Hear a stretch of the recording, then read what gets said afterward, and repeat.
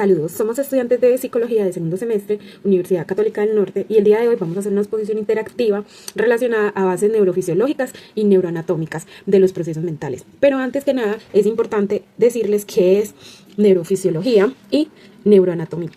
La neurofisiología estudia cómo las células nerviosas, o sea, las neuronas, se comunican y responden a estímulos. Los neurotransmisores son fundamentales en este proceso, ya que facilitan la transmisión de señales entre las neuronas y hace posible la comunicación. La neuroanatomía es la ciencia que estudia la estructura del sistema nervioso, el cerebro y la médula espinal. Son los componentes claves y en ellos se encuentran áreas especializadas que controlan distintas funciones cognitivas. Las bases neurofisiológicas y neuroanatómicas de los procesos mentales son el resultado de interacciones complejas entre las células nerviosas del cerebro y los neurotransmisores, que juegan un papel crucial en estos procesos.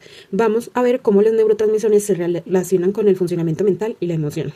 Ahora continuaremos con tipos de neurotransmisores y su relación con los procesos mentales. Uno de ellos es la dopamina, que su función principal es participar en el sistema de recompensa, la motivación, el placer y el control motor. Pueden ampliar la información en Neurocenter 2023. La dopamina con relación a los procesos mentales está vinculada con la sensación de placer y la motivación, un aumento en la liberación que se asocia con actividades placenteras como comer, lograr metas, hacer ejercicios. Los desbalances en la dopamina se relacionan con trastornos como déficit de atención, la esquizofrenia, el Parkinson. Y también tenemos la serotonina, que su función principal es regular el estado de ánimo, el sueño, el apetito, la memoria y el control del dolor. Su relación con los procesos mentales es ayudar a regular el estado emocional y tiene un impacto directo al bienestar general, ya que involucran muchos sentimientos. Los bajos niveles de serotonina están relacionados con los trastornos como la depresión, la ansiedad, el trastorno obsesivo compulsivo, que le podemos decir TOC. Esta información la pueden ampliar en Neurocenter 2023. El glutamato, su función principal es el neurotransmisor excitado más importante en el cerebro y está involucrado en la memoria y el aprendizaje. Con relación a los procesos mentales, este facilita la plasticidad sináptica, lo que permite que el cerebro se adapte y forme nuevas conexiones neuronales. Otro de los tipos tenemos GABA, que es ácido gamma aminobutírico, que su función principal es el principal neurotransmisor inhibidor del cerebro, regula la estabilidad neuronal y la relación con los procesos mentales tiene un papel crucial en la reducción de la ansiedad, la relajación y el control de respuestas emocionales. Los niveles bajos de GABA están relacionados con trastornos de ansiedad y el insomnio, por eso es importante llevar una vida balanceada de meditación, de ejercicios y relajación. Y por último tenemos la acetilcolina, que su función principal está involucrada con la memoria, el aprendizaje y el control muscular. Algunas se relacionan entre sí y su relación en los procesos mentales facilita la transmisión de señales entre las neuronas y está particularmente relacionada con la memoria a corto plazo. La diferencia de la acetilcolina está asociada con trastornos como el Alzheimer. Ahora les hablaré de los mecanismos neurofisiológicos subyacentes a los procesos mentales. Y los neurotransmisores no solo afectan nuestra salud emocional cognitiva, sino que está profundamente conectada con la forma en que el cerebro procesa la información y responde a estímulos. Podemos ampliar en internet esa información en páginas confiables, libros confiables como Neurocenter. En Google Academic también pueden encontrar mucha información más. Como segundo punto de los mecanismos tenemos también la plasticidad sináptica, cuyos transmisores como el glutamato son esenciales para la plasticidad sináptica, que es la capacidad del cerebro para reorganizarse y aprender nuevas habilidades o información. También está la regulación de la emoción. Los neurotransmisores como la dopamina y la serotonina están involucrados en la regulación de las emociones. Por ejemplo, un exceso de dopamina puede llevar a emociones intensas como la euforia, la agresión, mientras que la serotonina está más asociada como una sensación de bienestar. El GABA es el inhibidor y regula el equilibrio emocional al frenar la excitación neuronal excesiva, ayudando a reducir la ansiedad y promoviendo la relajación. A las conexiones entre neuroanatomía y la neurofisiología está en que el cerebro está compuesto por varias áreas claves que están estrechamente relacionadas con una función mental. Cada área tiene un papel especializado y depende de la interacción entre los neurotransmisores para que funcione correctamente. Uno es la corteza frontal, que está involucrada entre funciones como el razonamiento, la toma de decisiones, la planificación. La dopamina juega un papel crucial en este funcionamiento. El lóbulo temporal y el hipocampo, esta área es clave para la memoria y el aprendizaje. Aquí es donde el glutamato es esencial para la plasticidad neuronal y el almacenamiento de los recuerdos. Está el sistema límbico, se asocia con la emoción y el comportamiento. Aquí los neurotransmisores como la serotonina y el GABA modulan la respuesta emocional a estímulos internos y externos. Y por último, la interactividad. La pregunta sería, ¿cómo afectan los neurotransmisores a tus emociones? Aquí les pongo un ejemplo. Imaginemos una situación en la que algo provoca felicidad. Por ejemplo, recibir una buena noticia, graduarnos, recibir un pago que no teníamos por espera. La dopamina libera esa sensación de placer y motiva tu comportamiento. Si en cambio te enfrentas a una situación estresante, negativa, el GABA trabaja para calmar esa excitación neuronal y ayudarte a recuperar el equilibrio emocional. Vamos a hablar de las redes neuronales, la sinapsis, como base de la actividad mental. Redes neuronales son sistemas de interconexión de neuronas que permiten el procesamiento de la información en el cerebro. Estas redes están formadas por miles y millones de neuronas interconectadas a través de uniones especializadas llamadas sinapsis. La sinapsis es el punto de comunicación entre dos neuronas, puede ser de dos tipos, eléctrica, química. La eléctrica, donde la señal pasa directamente de una célula a otra a través de uniones especializadas. Química, donde se liberan neurotransmisores en el espacio sináptico para transmitir la señal.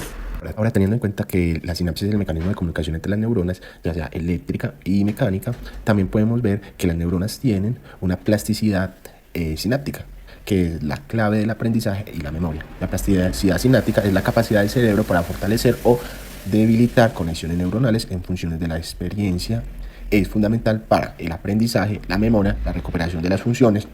Hay que tener en cuenta que la plasticidad sináptica se ve más que todo en los jóvenes, dado que ellos tienen una potencialidad o son más potenciales en recuperar otra vez todas esas células y toda esa formación neuronal. Hablando de los tipos de redes neuronales en el cerebro, tenemos las redes sensoriales, redes motoras, redes cognitivas y redes emocionales. Las redes sensoriales procesan información del entorno, visión, audición y tacto. Las redes motoras controlan el movimiento y la coordinación. Las redes cognitivas, que me parece que son las más importantes, todas son importantes, pero estas nos diferencian de las demás especies y nos identifican como seres humanos. ¿Por qué? Porque intervienen en el razonamiento, la toma de decisiones y la memoria. Las redes emocionales regulan el estado de ánimo, las respuestas y las emociones. Es importante entender que estas redes nos facilitan a los psicólogos entender esos análisis y esas personas que sufren de depresión para que podamos ayudarlas. Esta red es importante. Vamos a hablar de la corteza prefrontal, toma de decisiones y control de emociones. La corteza prefrontal es una de las regiones más avanzadas del ser humano y se desempeña en el papel clave de la toma de decisiones, el control de emociones y las funciones ejecutivas. Está ubicada en la parte frontal del lóbulo frontal y se encarga de regular la conducta, la planificación y la autorregulación emocional. La toma de decisiones, evaluación y planificación permite analizar información antes de actuar, asegurando decisiones racionales y adaptabilidad. Las funciones principales de la corteza prefrontal son evaluación de opciones y consecuencias, analiza los pros y los contras antes de actuar, toma decisiones basadas en experiencias, usa la memoria, el aprendizaje para elegir la mejor opción, planificación a largo plazo, organiza acciones para alcanzar metas futuras, flexibilidad cognitiva, ajusta decisiones antes de cambios en el entorno. La corteza prefrontal trabaja en conjunto con el sistema límbico, especialmente la amígdala, para regular emociones y evitar respuestas impulsivas. Funciones claves: la inhibición de respuestas impulsivas, evita reacciones emocionales exageradas. Regulación del estrés y la ansiedad, ayuda a mantener la calma bajo presión. Empatía y conducta social, permite interpretar emociones ajenas y responder adecuadamente. Ahora, esta es pregunta de taller. ¿Qué consecuencias trae las lesiones en la corteza prefrontal? Pues la respuesta es muy importante. Las lesiones y disfunciones en la corteza prefrontal pueden provocar impulsividad y falta de autocontrol, dificultades para planificar y resolver problemas, cambios en la personalidad y comportamientos sociales, mayor de depresiones y ansiedad. La corteza prefrontal es esencial para la toma de decisiones racionales y el control emocional. Su correcto funcionamiento permite evaluar opciones, planificar acciones y regular emociones. El sistema límbico. El sistema límbico es de gran importancia para la regulación de las emociones. Este juega un papel muy importante en los procesos de aprendizaje y todo lo que tenga que ver con la memoria. El sistema límbico en los procesos de aprendizaje. Este es esencial en los procesos de aprendizaje porque interactúa con cada parte del cerebro, inclusive con el sistema nervioso. El sistema límbico envía impulsos ya sean positivos o negativos, sensaciones agradables o desagradables, y nos ayuda a convertir conocimientos nuevos en herramientas útiles para nuestro diario actuar. También nos puede a desarrollar nuestras actividades académicas, laborales e incluso personales. El sistema límbico está debajo de la corteza y está conformado por el tálamo. Esta es una de las partes más importantes del cerebro. Está ubicado en pleno centro del encéfalo. El tálamo interviene en gran parte con los procesos de memoria, influyendo en la manera en que podemos percibir y actuar en nuestro entorno. Está conformado por un cuerpo de neuronas, es decir, una materia gris. Las neuronas del tálamo son las neuronas locales y las neuronas de proyección. El hipotálamo. Este está ubicado en el centro del encéfalo y aunque su tamaño es pequeño, contiene gran cantidad de neuronas. Las funciones del hipotálamo son muchas y todas son muy importantes para que el funcionamiento del organismo sea correcto. Entre sus funciones más importantes está mantener el equilibrio del cuerpo, la amígdala. La amígdala posee múltiples conexiones de gran mayoría del encéfalo, siendo así un grupo de mucha importancia que podría afectar al sistema nervioso o al funcionamiento del organismo, ya que una de sus funciones principales es integrar las emociones con los patrones y dar respuestas a estas, siendo así la amígdala el principal núcleo del control de emociones. Bueno, aportes de la neurociencia en el tratamiento de los trastornos psiquiátricos.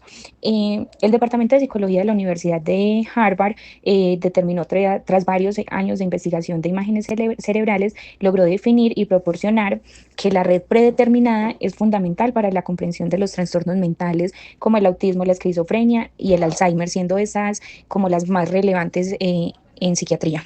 ¿Los neurotransmisores tienen alguna implicación en los trastornos psicológicos que afectan los procesos mentales?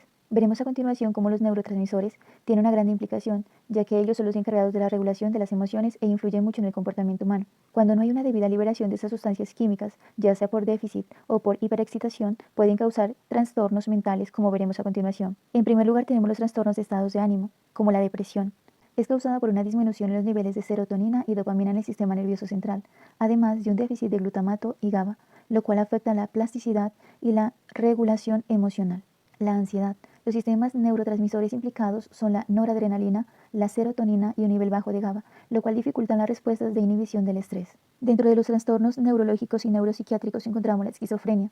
Ha sido asociada a cantidades excesivas de dopamina en los lóbulos frontales, lo cual genera episodios psicóticos en estos pacientes, además de la alteración de glutamato y GABA. Esto conlleva a una alteración en el pensamiento y su capacidad cognitiva. La epilepsia. Algunas condiciones epilépticas son causadas por la falta de neurotransmisores inhibitorios como el GABA o por el incremento de unos neurotransmisores excitatorios como el glutamato. La disminución de GABA genera una hiperexcitación neuronal, lo cual hace que las personas no logren controlar sus movimientos. Así como el trastorno obsesivo-compulsivo está asociado a la alteración en los sistemas serotoninérgico, noradrenérgico y dopaminérgico. Dentro de los trastornos neurodegenerativos tenemos la esclerosis múltiple. Es causado por el daño de la vaina de mielina, que protege las neuronas, influyendo también en la excitotoxicidad de glutamato, y se ha descubierto que en estos pacientes los niveles de gamas bajos en la corteza cingulada posterior y el hipocampo izquierdo. El exceso de glutamato genera una neurotoxicidad, lo cual provoca el daño neuronal. El Alzheimer es asociado con una carencia de acetilcolina en ciertas regiones del cerebro, además de un exceso de glutamato causando un daño progresivo a nivel cognitivo y de memoria. El Parkinson se debe a un bajo nivel de dopamina debido a la destrucción de la sustancia negra, lo cual genera los temblores musculares incontrolables vistos en pacientes que sufren esta enfermedad. Además, algunas alteraciones como el glutamato, el GABA, la serotonina y la acetilcolina. Así podemos ver cuán grande es la implicación de los neurotransmisores en los trastornos psicológicos que afectan nuestros procesos mentales. Esto fue como un abrebocas de taller y de respuesta para que podamos guiarnos más en nuestra reflexión sobre lo importante que es la corteza prefrontal.